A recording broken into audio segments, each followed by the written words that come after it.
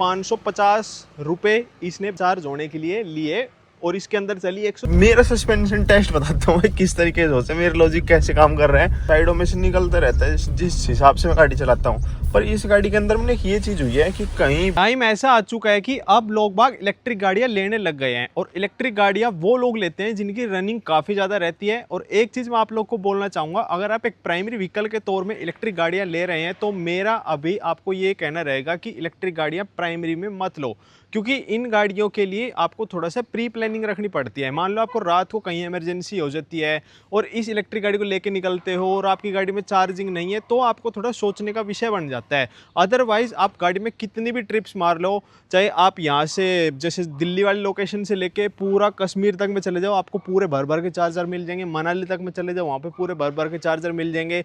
और इस साइड से राजस्थान जैसे उदयपुर के साइड में चले जाओ तो वहाँ पे भर भर के चार्जर मिल जाएंगे। चार्जरों की अभी तो कोई भी कमी नहीं है, पर कई जो नए एक्सप्रेस वे बने हैं वहाँ पे आपको चार्जरों की कमी देखने के लिए मिल जाएगी। पर आने वाले टाइम में इलेक्ट्रिक का इंफ्रा भी काफ़ी ज़्यादा इंप्रूव हो जाएगा।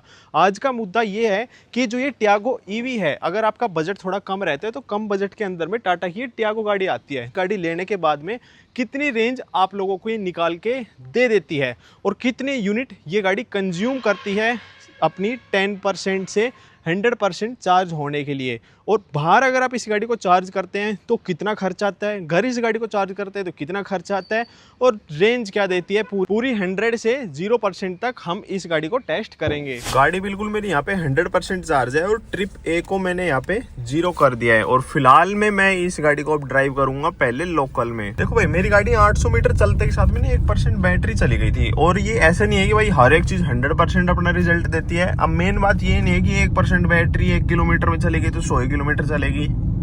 मेन बात ये है कि पूरी 100% में अब गाड़ी कितनी किलोमीटर चलेगी। गाड़ी ना 90% मेरी हो चुकी है और जबकि ये चली है 17.9 किलोमीटर और लोकल के अंदर में चली थी 5 किलोमीटर करीब। और आज टेम्परेचर ना 31 डिग्री हो रहा है। अब टेम्परेचर का भाई ये वाली चीज है, मान लो बिल्कुल धूप रहती है ना, 40-42 डिग्री टेम्परेचर रहता है तो गाड़ी का रेडिएटर चालू रहता है, अलग सी आवाज करती रहती है ये गाड़ियाँ, तो बैटरी ज्यादा कंज्यूम होती है। और आज 31 है तो एसी भी कम चल रहा है, रेडिएटर भी गाड़ी का नहीं चल रहा है, तो बैटरी की कंजप्शन कहीं ना कहीं थोड़ी बहुत कम हो जाती है इस वजह से। और 5 किलोमीटर लोकल में चली है तो ज्यादा मतलब रेंज निकलती है, क्योंकि रुकी चली। अब हाईवे के ऊपर में हम गाड़ी को चलाने लग रहे हैं ना, तो सही है भाई। 15 किलोमीटर अब टोटल हाईवे के ऊपर में चल चुकी है गाड़ी। 80% बैटरी हो चुकी है। 37.9 किलोमीटर अभी तक में गाड़ी चली है। और ट्रैफिक में आप लगा लो कि 2-3 किलोमीटर चली है। बाकी आज संडे है तो सारा रोड ही खुला पड़ा है। और ऐसा भी नहीं है कि मैं गाड़ी को भगा रहा हूँ, वही 80-85 की स्पीड पे गाड़ी चलने लग रही है। अगर आप देखो गाड़ी ले रहे हो तो ऐसे तो है नहीं हमेशा आप हाईवे पे चलाओगे। कभी ना कभी मान लो ऐसे टूटे फूटे रास्ते में जाना पड़ जाए तो भाई कैसी चलती है आपकी ये टियागो। एक ये चीज मुझे गाड़ी की अच्छी लगी है कि देखो जो ग्राउंड क्लियरेंस है ना वो ठीक लग रहा है मुझे। बताऊं क्यों? क्योंकि देखो ये मिट्टी वाला रास्ता है, बीच में से मिट्टी उठी है और दोनों साइड से मिट्टी बैठी हुई है। अब खूब बस चल के जाती है, पर फिर भी जो ये गाड़ी है नीचे की तरफ में टच नहीं हो रही है। ग्राउंड क्लियरेंस वाइज मेरे को ठीक लग रही है। और एक और चीज है, आगे से गाड़ी आ गई। 70% मेरी गाड़ी की बैटरी बची हुई है और 59 किलोमीटर जो है अभी तक में ये गाड़ी चल चुकी है। सुबह का टाइम है, एसी तो मैंने फिलहाल में बंद ही कर रखा है भाई। पता है मेरे पास में जैसे कोई भी गाड़ी आती है ना तो मैं सुबह भाई दूध लेके आता हूँ उठ के, तो उसमें मेरा सस्पेंशन टेस्ट बताता हूँ भाई किस तरीके से होता है, मेरे लॉजिक कैसे काम कर रहे हैं। जैसे दूध लेके आता हूँ ना तो अपनी स्लैरियो से मैं कंपेयर करता हूँ। स्लैरियो खैर है नहीं, स्लैरियो के अंदर में क्या है, दूध खिंड जाता है, साइडों में से निकलता रहता है जिस हिसाब से मैं गाड़ी चलाता हूँ। पर इस गाड़ी के अंदर में ये चीज हुई है कि कहीं भी साइडों में से ये दूध खिंडा नहीं है। और जबकि देखो मैं यहाँ पे आ चुका हूँ बिल्कुल अपने मेन रोड के ऊपर में। अब लोग बाग ग्लास रख के भी सस्पेंशन टेस्ट करते हैं, मैंने भाई अपनी दूध की डोली रख के यहाँ पे सस्पेंशन टेस्ट कर दिया। गाड़ी के अंदर में बैटरी परसेंटेज बची हुई है भाई 52 किलोमीटर और 95 किलोमीटर मेरी गाड़ी चल चुकी है। और ये 95 किलोमीटर ना मैंने ऐसे कभी भी नहीं किया, मैं बार बार बता रहा हूँ कि मैंने इस गाड़ी को भगाया हो, बिल्कुल आराम से चला रहा हूँ। बस यूं है कि खुले रोड पे चला रहा हूँ। आज क्या है, इस गाड़ी को हम ट्रैफिक में लेके आ चुके हैं। ट्रैफिक में इन ईवी गाड़ियों का ये एक प्रॉफिट रहता है कि भाई इनके अंदर में जो एनर्जी कंजप्शन है ना वो इतनी ज्यादा नहीं होती है। और एक और चीज बताता हूँ, मान लो आप ट्रैफिक वगैरह में गाड़ी को लेके खड़े हैं तो इसका अगर मान लो एसी आप फुल स्पीड में कर दोगे ना तो क्या होगा, मुझे फील हुआ भी, जो इसका रेडिएटर है ना वो चालू हो जाता है। तो ये बैटरी ज़्यादा खाता है। अगर 1-2 की स्पीड पे रहता है तो रेडिएटर चालू नहीं होता, फिर बैटरी थोड़ी कम खाएगा। यही सेम चीज़ अपनी जो आइस व्हीकल होते हैं उनके अंदर में थोड़े स्लो रहेगा, तो बार बार रेडिएटर चालू नहीं होगा, एक ही एनर्जी फ्लो चलती रहेगी, तो पेट्रोल वगैरह कम खाएगा। बैटरी परसेंटेज जैसे ही गाड़ी की 10% हुई ना, एक तो रेंज यहाँ से गायब हो गई और एक परफॉर्मेंस लिमिट लग गई, यानी कि अब जो गाड़ी की स्पीड है 50 से ऊपर नहीं जाएगी। फिलहाल में तो डाउन स्लोप है, इस वजह से 50 से ऊपर में जा रही है।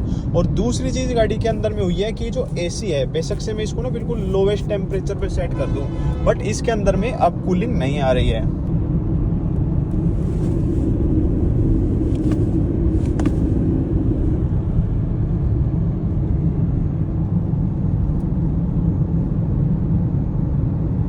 100% चार्ज होने में कितनी यूनिट ये कंज्यूम करने वाली वो बताऊंगा इस मीटर के जरिए। अभी जो यूनिट है वो है 2245.3। ये कर दिया है ऑन।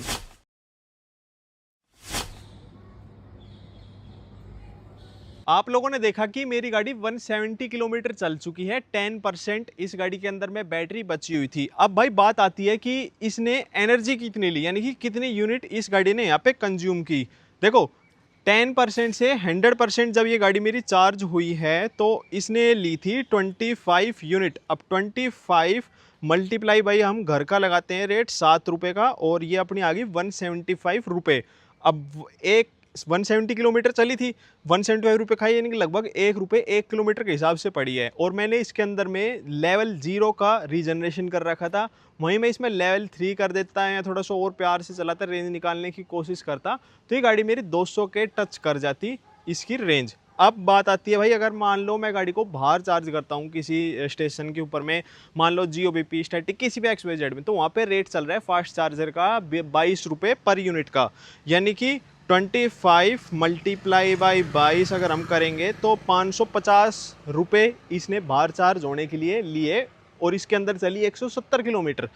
अब मान लो हम एक CNG गाड़ी को लेके चलते हैं, तो CNG का अपने गुड़गांव के अंदर में रेट चल रहा है 82 रुपये, डिवाइड बाई 550 को हम 82 से करेंगे तो अपनी आ गई 6.7 kg CNG। और CNG की माइलेज हम लगा देते हैं 25 की, तो मल्टीप्लाई बाई 25, तो अपनी गाड़ी चल गई है 167 किलोमीटर। यानी आप एक चीज़ देखो, अगर आप गाड़ी को बाहर चार्ज करते हैं तो CNG का और इलेक्ट्रिक गाड़ी का खर्चा बिल्कुल सेम रहेगा। ऊपर से इलेक्ट्रिक गाड़ी आप शुरुआत में लोगे तो आपके महंगी पड़ेगी। अगर आप इन गाड़ियों को घर में चार्ज करते हैं तो भाई एक बहुत अच्छा सा सेंस बनता है इन इलेक्ट्रिक गाड़ी को लेने का। हाँ भाई, ये नहीं बोलता कि डेली आप बाहर चार्ज करोगे, इलेक्ट्रिक गाड़ी लेते हो तो आप अपने घर में ही चार्ज करोगे, तब आपकी बहुत ही ज़्यादा सेविंग इनके अंदर में आ जाएगी। जो शुरुआत में आपने इलेक्ट्रिक गाड़ी लेते वक्त में कॉस्ट एक्स्ट्रा दी है ना, वो भी रिकवर हो जाएगी, और जो रनिंग कॉस्ट रहती है ना, वो भी आपकी सारी इलेक्ट्रिक गाड़ी लेने के बाद में रिकवर हो जाएगी। कभी कभार बाहर चार्ज करो, उसमें देखो कोई दिक्कत है नहीं, और इंफ्रा वगैरह सब कुछ कंपनी ने लगा रखा है। अभी तो ये गर्मियों की बात है, अगर मान लो मैं इसको विदाउट AC चलाता हूँ तो और 20 से 25 किलोमीटर तक जो ये गाड़ी रेंज एक्स्ट्रा निकाल के दे देगी। अब एक और चीज़ है, मान लो आप गाड़ी को अपने बाहर खड़ा करते हो, धूप में खड़ी रहती है, तो गाड़ी क्या है बहुत ज़्यादा तप जाती है, तो आपका कैबिन बहुत गर्म होता है, फिर AC ज़्यादा चलाना पड़ता है, तो आपका पेट्रोल या फिर बैटरी जो आपकी ज़्यादा कंज्यूम होती है, ऊपर से कैबिन भी ख़राब होता है, और ये टॉक्सिक जो रहती है ना, टॉक्सिक फ्यूम्स भी गाड़ी के अंदर में निकलती है इन प्लास्टिक में से। अगर आप खड़ी गाड़ी के मतलब ठंडा रखना चाहते हो ना, तो आप एक ये विंड शील्ड की शीट अपनी गाड़ी के अंदर में इंस्टॉल कर सकते हो। ये यूनिवर्सल प्रोडक्ट है। इसको लगाना कैसे होता है भाई, सिंपली आपको यहाँ पे कर देना है, और जो इसके सनवाइजर है ना, इनको आपको डाउन कर देना है, और रिजल्ट आपको हाफ से भी ज़्यादा ड्रॉप दिखेगा। यानी कि मान लो शुरुआत में 70 डिग्री सेल्सियस आ रहा है ना गाड़ी के कैबिन का टेम्परेचर, और बाद में आप मेजर करोगे तो आपका 30 डिग्री तक में ये ड्रॉप हो जाएगा। और सेम ही चीज़ है ये अपनी अम्ब्रेला, इसको भी लगाने के लिए क्या भाई, ऐसे खोल देना है, और यहाँ पे लगाने के बाद में सनवाइजर को आपको डाउन कर देना है। ये भी बड़ा मस्त सा प्रोडक्ट है, और ये इतने कॉम्पैक्टली पैक हो जाते हैं कि आप अपने डैशबोर्ड के अंदर में या जहाँ पे भी चाहो वहाँ पे रख के ले जा सकते हो। और सेम ही चीज़ ये है, ये वाली चीज़ है, किसी तरीके से फोल्ड करो, कहीं भी रखो, और भी ऐसे अमेजिंग प्रोडक्ट अपनी वेबसाइट के ऊपर मिल जाएंगे www.bunchick.com। जय श्री राम, जय बजरंगबली।